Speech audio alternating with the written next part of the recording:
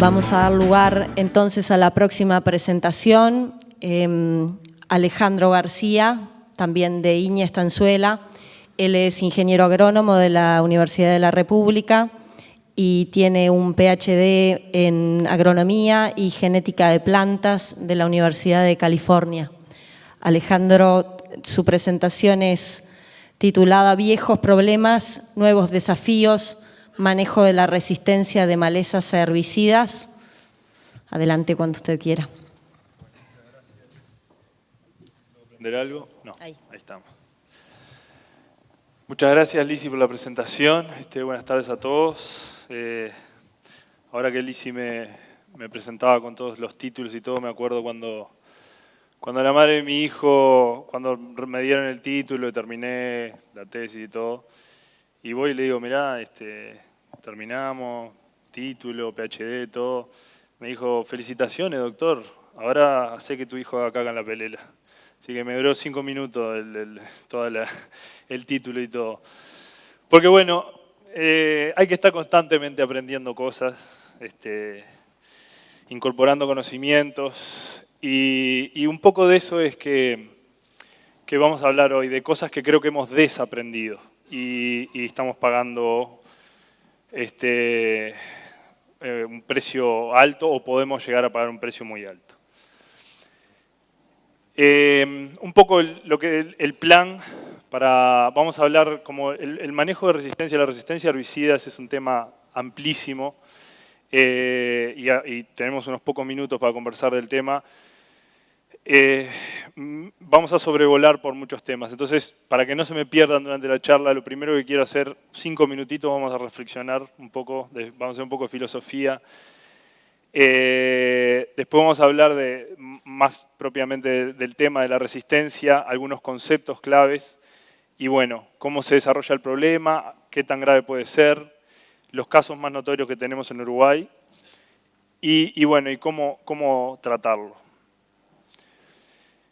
Si yo les dijera que vamos a empezar a controlar malezas de esta manera, en sus campos va a haber robotitos que van a leer qué hay en el campo, van a ver el cultivo, van a ver la maleza y a la maleza la van a sacar o con una herramienta o la van a quemar.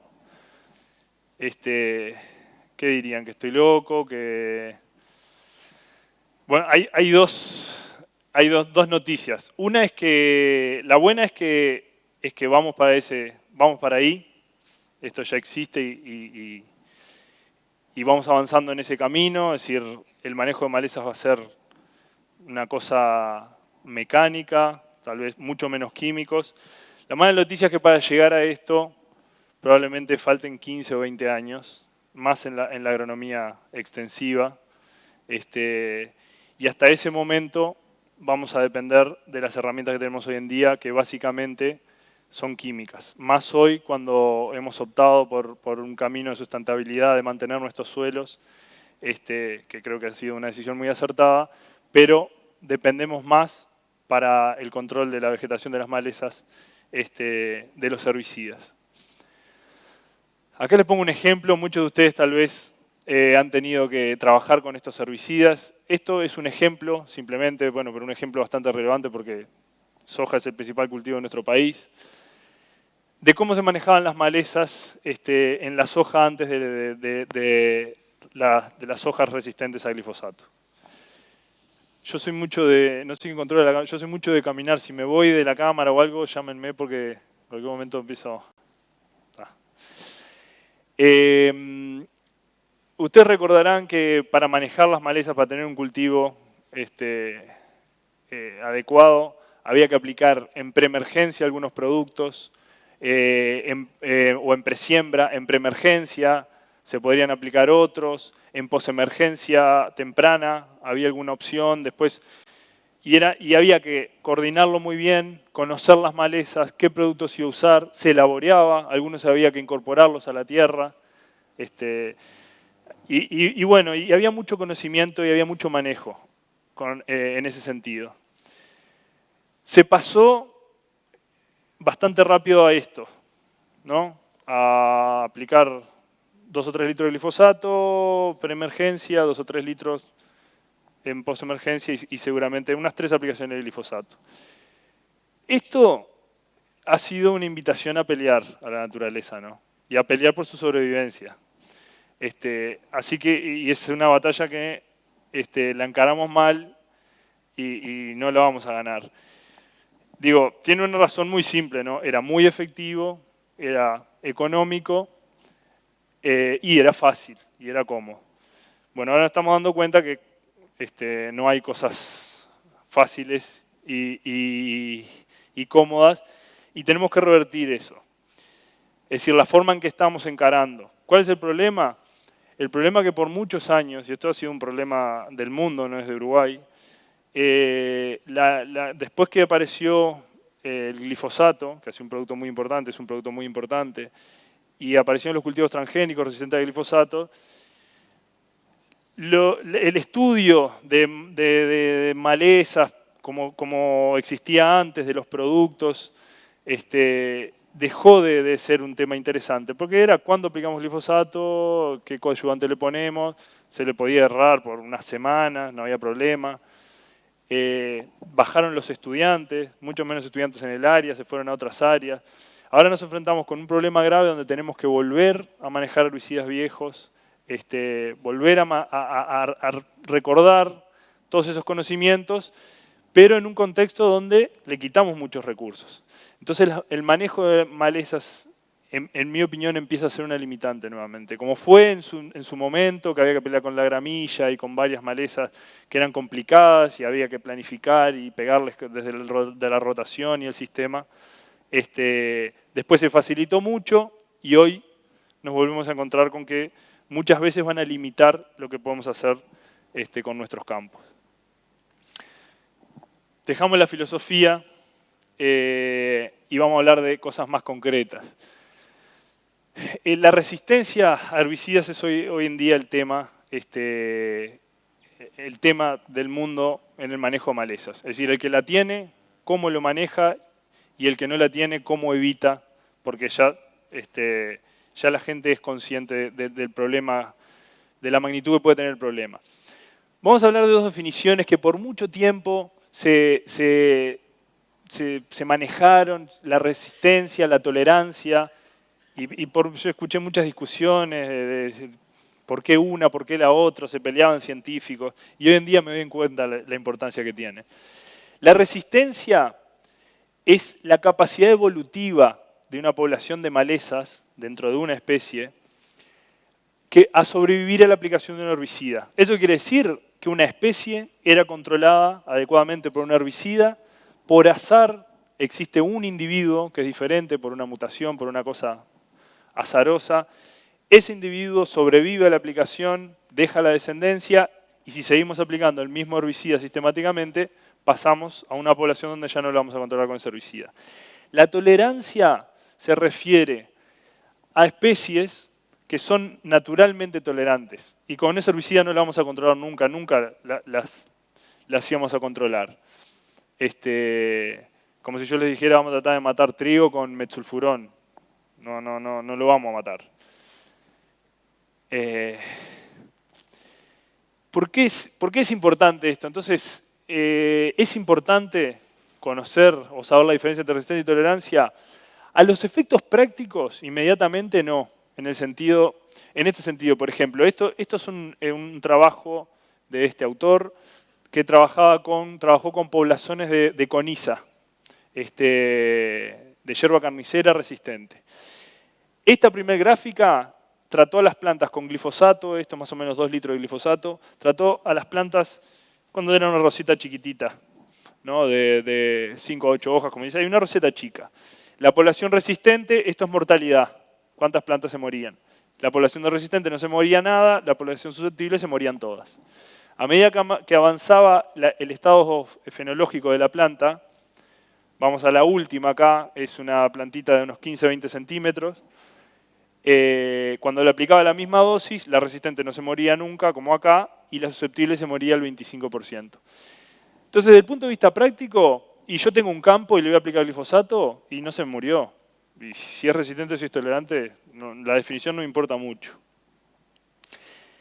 A los efectos teóricos, Les voy a poner otros ejemplos. Este es un cultivo de trigo en Australia, donde aplicaron diferentes productos de dos grupos de herbicidas diferentes. Es decir, se trató con glifosato, no se murió en el barbecho. Después aplicaron, póngale usted iodosulfurón, el USAR, capaz que más conocido por el nombre, y el diclofop, y otro graminicida, productos diferentes.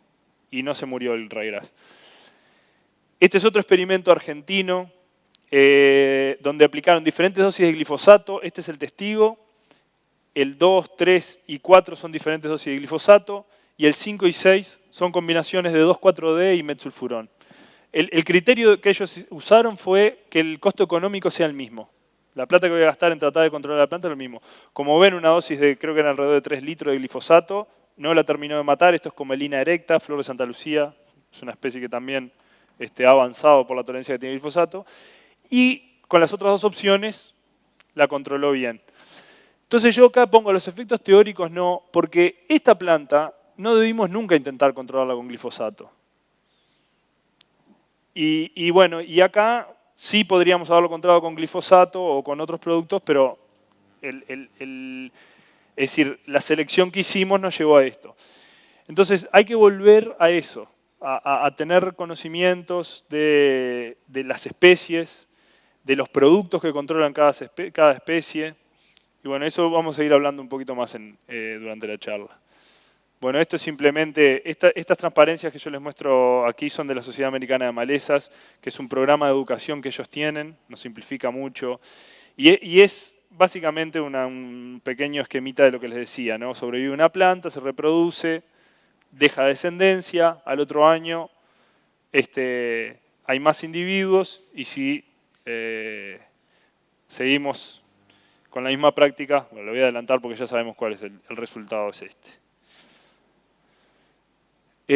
Otros conceptos que tenemos que empezar a manejar. Resistencia a herbicida simple, cuando tenemos un mecanismo de acción, un herbicida, glifosato, y tenemos una especie que ya no la controlamos con ese, que antes la controlábamos y ahora no. La cruzada es cuando tenemos resistencia a diferentes productos, pero que en realidad los productos tienen el mismo mecanismo de acción. Entonces les pongo un ejemplo. Ustedes controlan coniza en trigo, con metsulfurón, que es un inhibidor de la ALS. Y esa coniza se selecciona por resistencia y tenemos coniza resistente a ALS.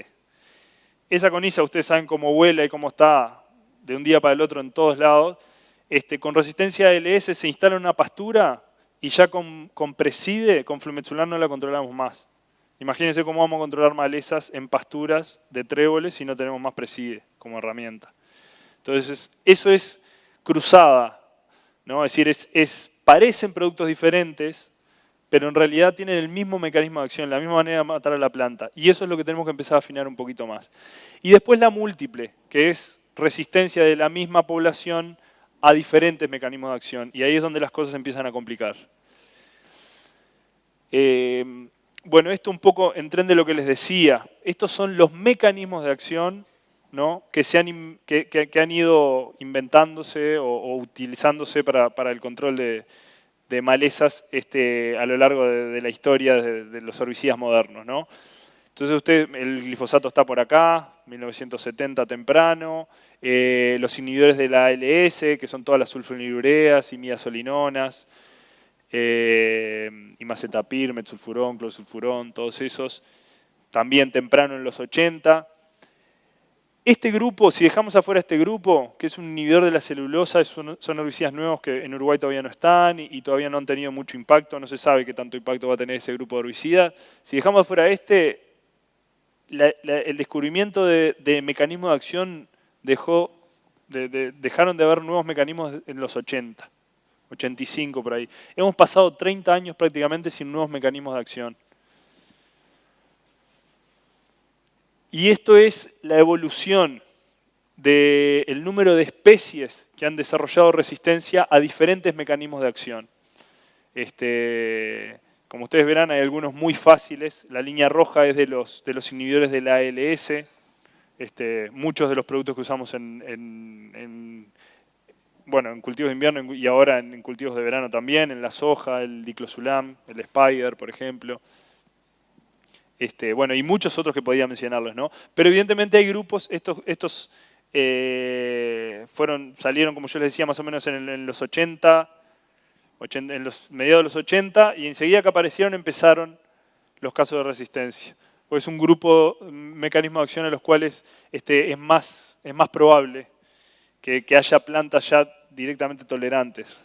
Y es más fácil seleccionarlas. Este es el glifosato, por ejemplo, la línea esta celestita.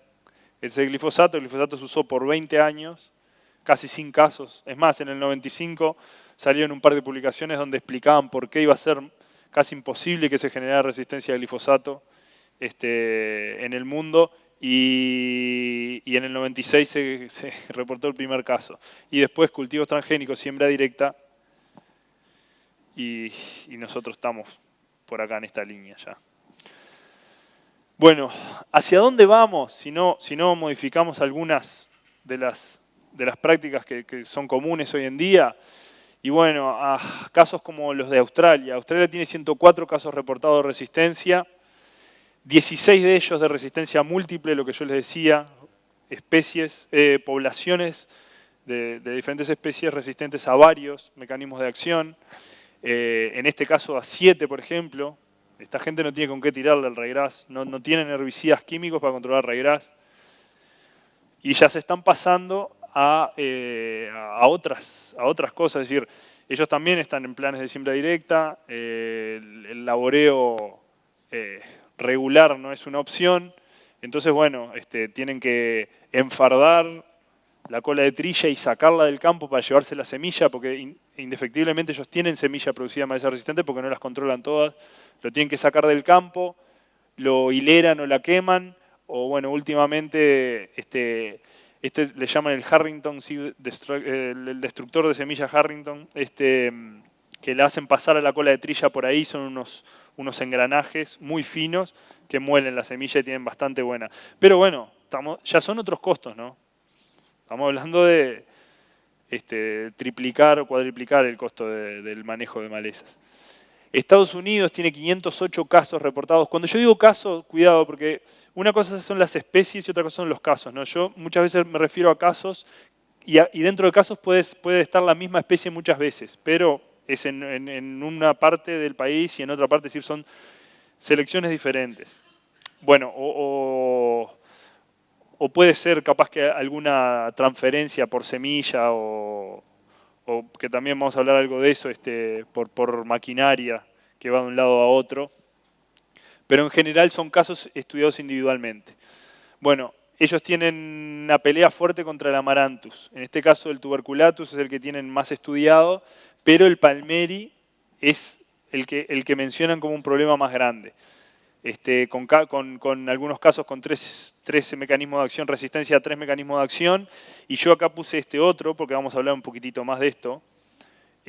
Acá, por ejemplo, tiene inhibidor a ALS y a glifosato, y al grupo de la atracina.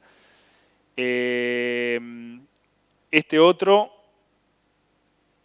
acá, esto es un error, acá no es atracina. El inhibidor de la PPO es son productos como el lactofen, fomesafen, vinieron en Uruguay, pero justito llegaron medio junto con la era del glifosato, así que no se usaron mucho y ahora los vamos a empezar a usar de nuevo.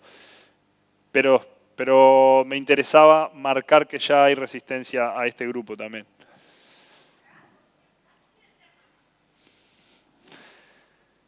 A mí era, no. Y bueno, y esta gente también tiene que buscar métodos alternativos de control y está arrancando a mano, ¿no? Imagínense.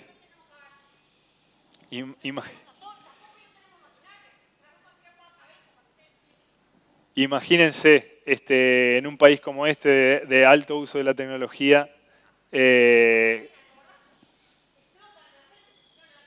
tienen gente, bueno, están dando mano de obra, ¿no? Y bueno, y esta gente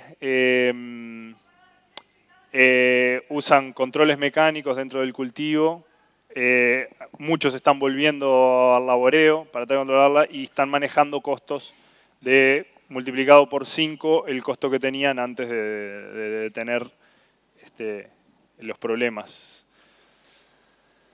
Las barbas de los vecinos que me pongo acá, vamos más cerca, ¿qué está pasando más en la región?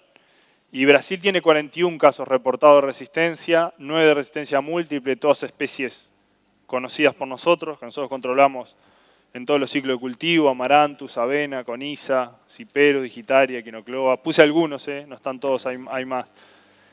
Argentina tiene 27 casos, 6 de resistencia múltiple. Así que, ¿cómo están nuestras barbas? ¿Ya están en remojo o chamuscadas capaz ya también? Les voy a mostrar en lo que empezamos a trabajar nosotros, unas poblaciones de ryegrass que colectamos. Les cuento el experimento. Este experimento trabajamos con 3 poblaciones que colectamos y una cuarta que es un susceptible, que es un ryegrass 284, el viejo y querido 284 de la estanzuela. Cuando tenían 4 o 5 macollos les aplicamos 8 dosis diferentes de herbicida. Acá están las dosis de herbicidas. Esta es la población susceptible. Está en ingrediente activo, pero más o menos 1080. Estos son 2 litros de glifosato. Ustedes ven que la población susceptible, el 284, enseguidita, esto es 0, y enseguidita que le empezamos a echar 1/8 de la dosis, logramos reducir el peso de las plantas inmediatamente, y las otras demandaron mucho mayores dosis para empezar a disminuir su crecimiento. Esto si usamos los índices que se calculan para comparar, nos da que necesitamos 20, 30 veces más glifosato para matar las plantas de esta población que la susceptible. Se veía algo así, ¿no? Con medio litro de glifosato, la población susceptible la controlamos totalmente, y plantas de las otras poblaciones que sobrevivían 16 litros, 8 litros. En invernáculo, ¿no? Que generalmente en invernáculo es hasta un poquito más fácil de matarlas que a campo. Bueno, lo primero que hicimos es, hicimos el mismo experimento con aloxifop, por nombrarles un nombre conocido, el Verdict. Y bueno, y el comportamiento nos dio igual al susceptible, ¿no? Es decir, queríamos saber si estas herramientas ya estaban comprometidas de arranque, porque también hay poblaciones en el Uruguay, más en el este, donde hay semilleros de leguminosas que se usa mucho estos graminicidas, y es fácil desarrollar resistencia a estos graminicidas, así que tenemos miedo que esas poblaciones se empiecen a juntar. O que desarrollemos resistencia a los dos. Eso es para aloxifop y esto para cletodim. El mismo comportamiento. Se controlaron plantas chicas en invernáculo, de 4 o 5 macollos, las controlamos. Ahora, cuando una de las primeras veces que conté esto, la reacción fue: bueno, las matamos con Verdict, no pasa nada. Y es justamente el tipo de razonamiento que queremos evitar. Es mucho más fácil generar resistencia a estos productos que al glifosato. Si ya lo hicimos al glifosato, si no cambiamos un poco la forma de utilizar estas herramientas, las vamos a ir perdiendo más rápido todavía. Fuimos al campo, no es el mismo lugar donde se colectaron las poblaciones, pero fuimos al campo, esto fue en octubre, a controlar un ryegrass para siembra de cultivo de maíz. Más o menos este era el estado de las plantas. Esto es parte de la tesis de maestría de Ana Inés Carriquiri, y bueno, ya aprovecho a pasarles el chivo porque vamos a estar tratando de llegar a muchos de ustedes. Si tienen problemas para controlar ryegrass, les agradezco que se pongan en contacto con nosotros, si no, los trataremos de ir rastreando. Y aplicamos estos tratamientos. Aplicamos 6 litros de glifosato, 3 litros de glifosato con dosis altas de aloxifop y de cletodim. Los productos que usamos están acá, está todo, las transparencias están, entiendo, en internet, y esto lo van a tener todo. Pero usamos el Verdict HL, que es un Verdict concentrado, y Cletomax.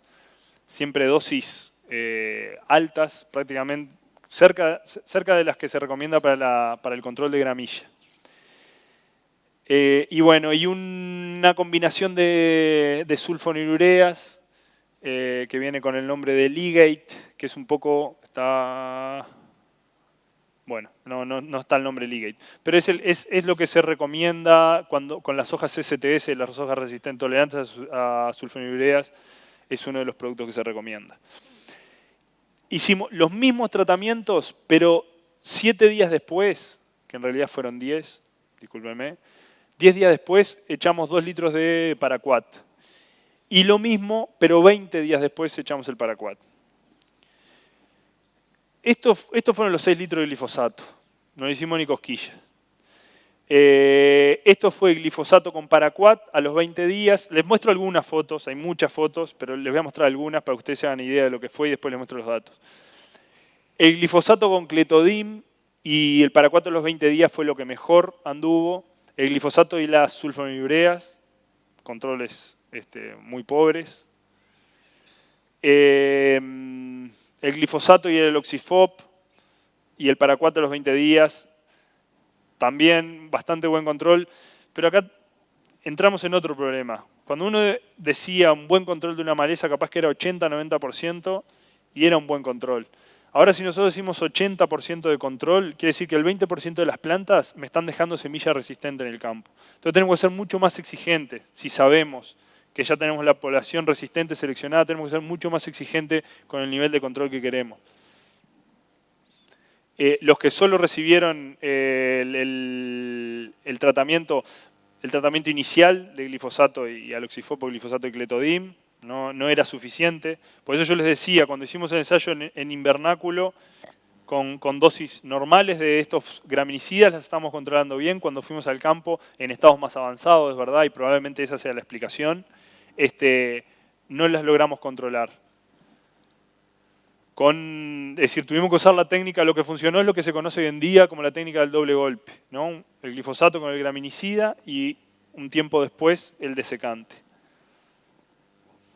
A ver si hay algo más interesante. Bueno, es un poco, de nuevo, el glifosato y el cletodim los 20 días, lo que mejor anduvo. Acá hay un testigo, miren el testigo y el glifosato solo, 6 litros, lo mismo.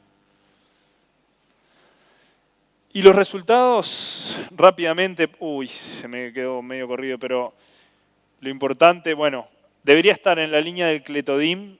Esto que dice cletodim solo es el glifosato cletodim con el paraquat a los 10 días o a los 20 días. ¿Tá? Estos fueron los tratamientos que anduvieron mejor. La mezcla con cletodim inclusive anduvo un poquitito mejor que con el aloxifop. Y después, en la comparación que hicimos de tiempo, en general anduvo un poquitito mejor el paraquat a los 20 días. Esperamos un poquito más, de que hay muchos trabajos que dicen 7-10 días. Esperando un poquito más, nosotros tuvimos mejores resultados. Inclusive si ven, por ejemplo, bueno, ahora con los cuadrados me mareé yo. Pero si ven, por ejemplo, el glifosato solo con el paraquat después, son controles insuficientes, ¿no? 69, pero anduvieron mejor cuando esperamos 20 días que cuando esperamos el aloxifop también. 89% de control contra 73, si el mismo tratamiento se hacía con 10 días de diferencia del paraquat.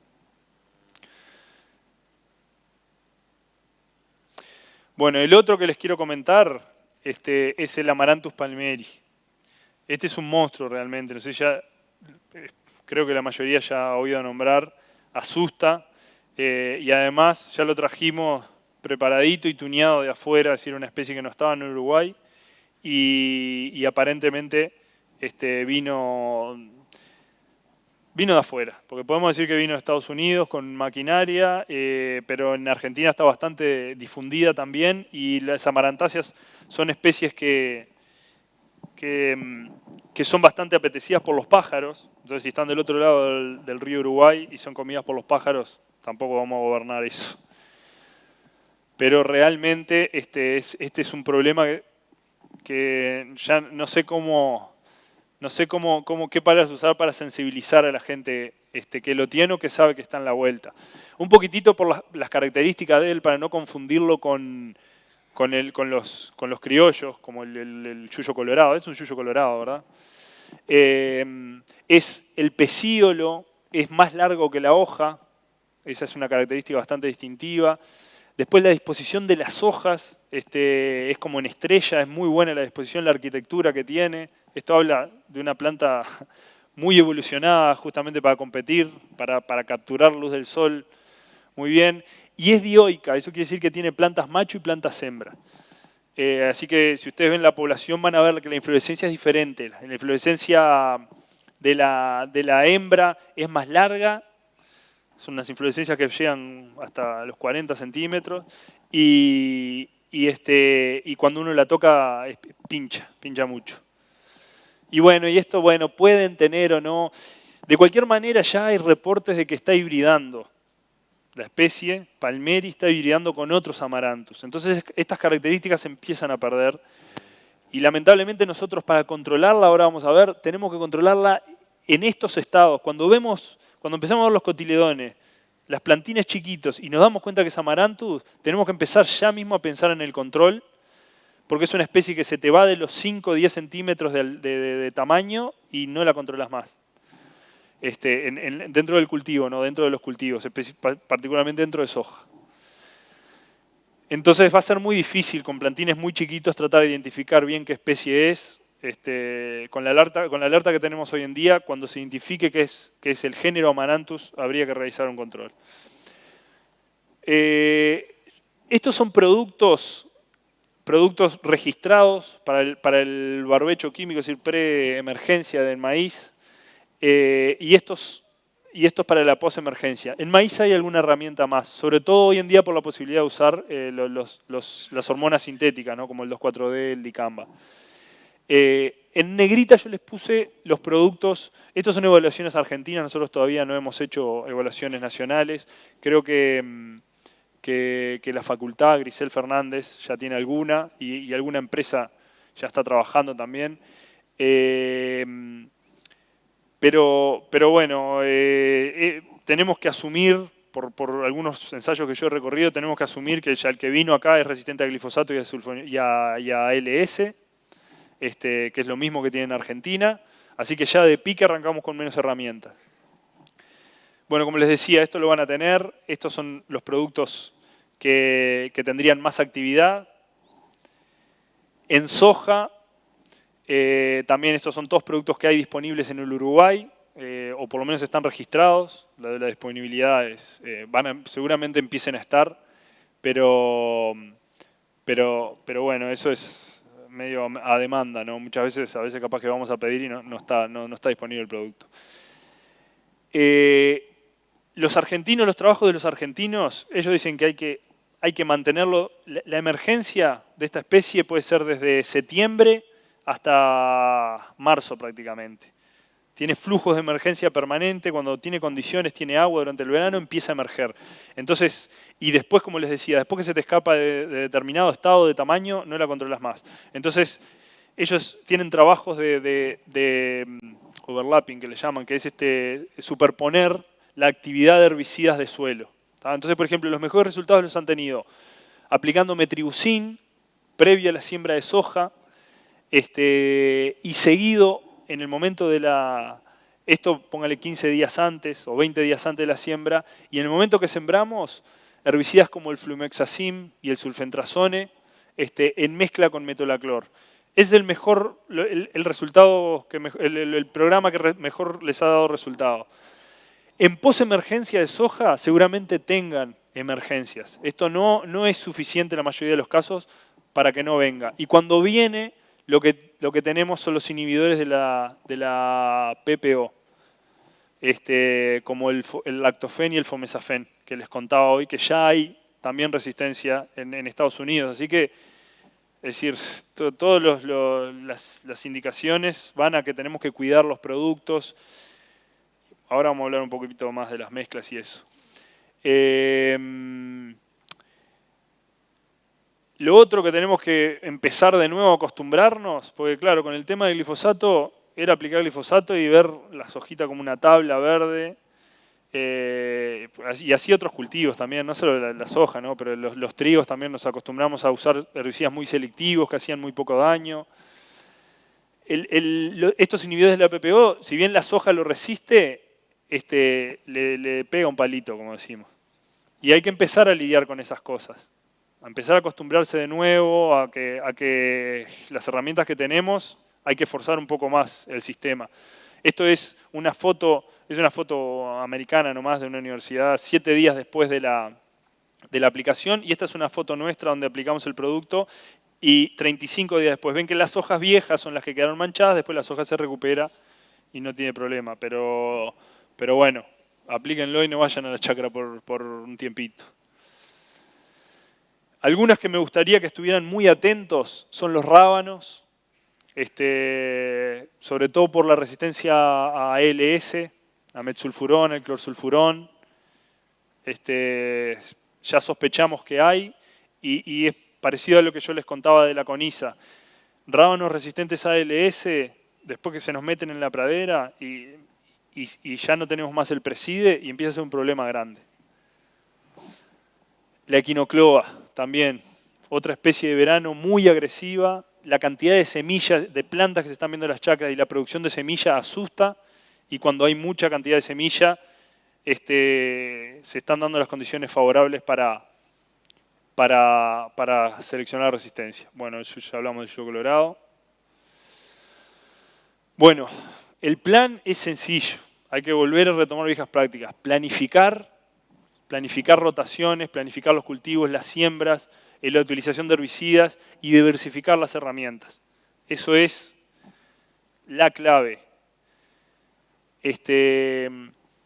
Dentro de la diversificación hay muchas cosas que pueden ser efectivas, con diferente grado de efectividad, pero hay muchas cosas. No piensen desde laboreos mecánicos, que en diferentes sistemas tendrán mayor o menor oportunidad de entrar, las culturales, la rotación de cultivos sin duda es una de las más importantes, los cultivos de cobertura que hoy en día son una obligación, es el primer herbicida que tenemos que tener, mantener las especies compitiendo en los momentos que no tenemos el cultivo es fundamental. Bueno, en fin, hay muchísimas. Esto daría para hablar de resistencia y de manejo una clase, pero hay muchísimas formas de ir afectando las poblaciones de maleza de diferentes maneras. Nosotros estamos un poquito ahora, nos estamos especificando un poquito más en los herbicidas, pero por favor no dejen de olvidarse que cualquier otra cosa que ustedes puedan modificar, en tren de modificarle el ambiente a las malezas, cultivo tras cultivo, chacra tras chacra, es una forma de no acostumbrar a las malezas a prosperar mejor en el ambiente ese. Le van cambiando diferentes cosas y van favoreciendo diferentes poblaciones de malezas, diferentes especies o diferentes biotipos dentro de la especie.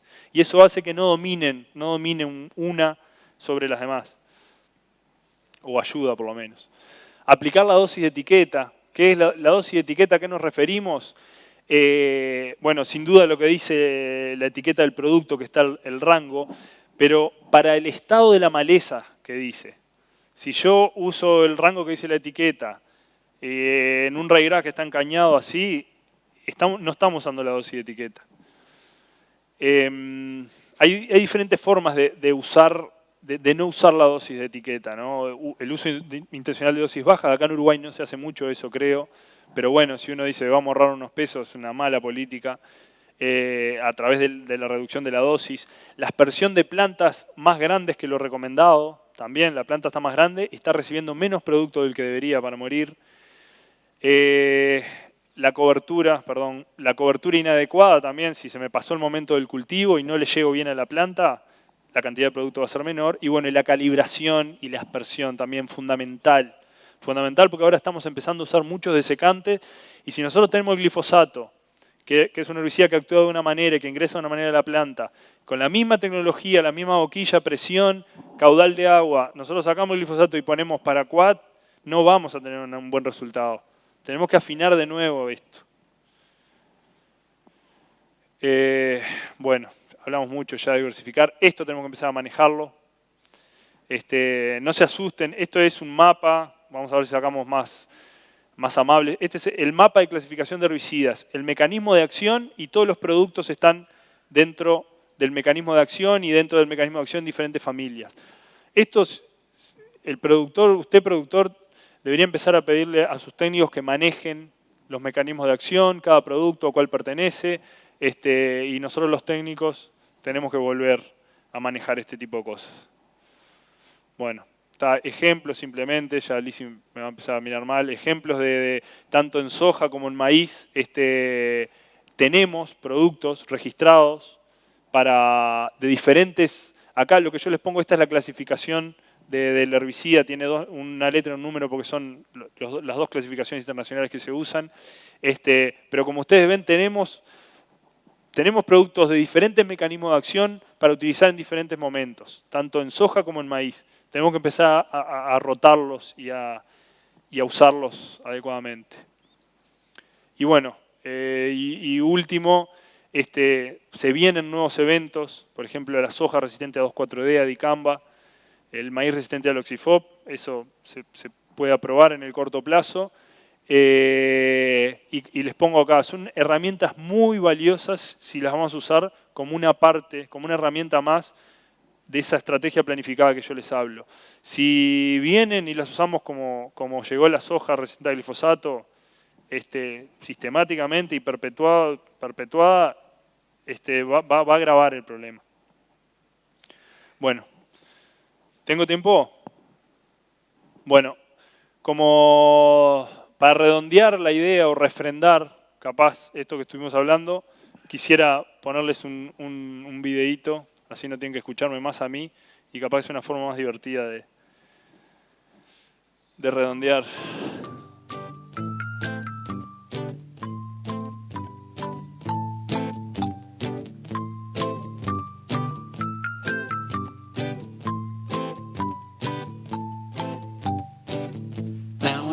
Think of when we sprayed for $5. Couple of grams of Logran and a touch of 2,4-D. Answer from the can, it was right for me. Money in my pocket for my family. Now it's just a practice I still remember.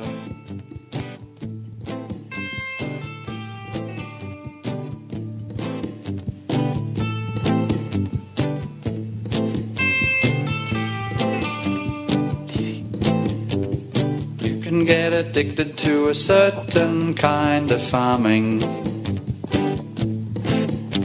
never knowing the outcome till the end, until the end. When I thought that I could outsmart weeds, avoid build-up of resistant seeds, I'll admit I didn't know the game was nearly over. Resistant radish had to cut me off. Wish it never happened and that somehow I could keep on spraying. I can't even spray them now. Have to kill the bastards with a moldboard plough. Wish I'd been more thoughtful then. Did more about the tough ones than just turn away and ignore them. I can't even spray them now. Have to kill the bastards with a moldboard plough.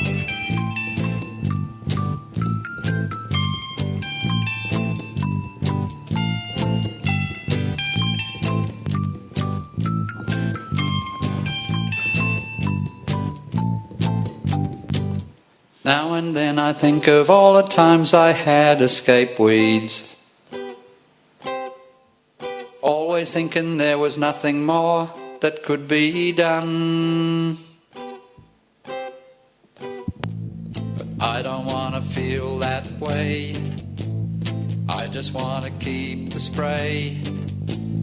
Thought I could win the war, overused the practice that had worked before. Resistant radish had to cut me off. Wish it never happened and that somehow I could keep on spraying. I can't even spray them now. Have to kill the bastards with a moldboard plough. Wish I'd been more thoughtful then, more about the tough ones and just turn away and ignore them. I can't even spray them now.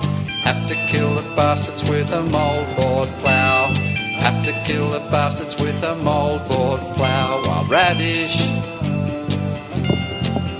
wild radish, wild radish.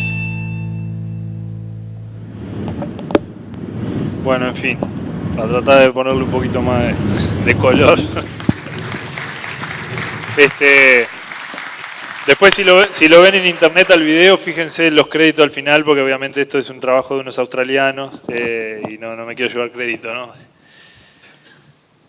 Bueno, y finalmente agradecer, como siempre, todas esas cosas siempre son posibles por el trabajo de otra gente. El que viene a hablar uno acá es parte de un equipo y bueno, en este caso mostramos cosas de 2 tesistas de grado, una tesista de maestría, bueno, y la gente que trabaja con nosotros en el instituto. Que bueno, muchas gracias.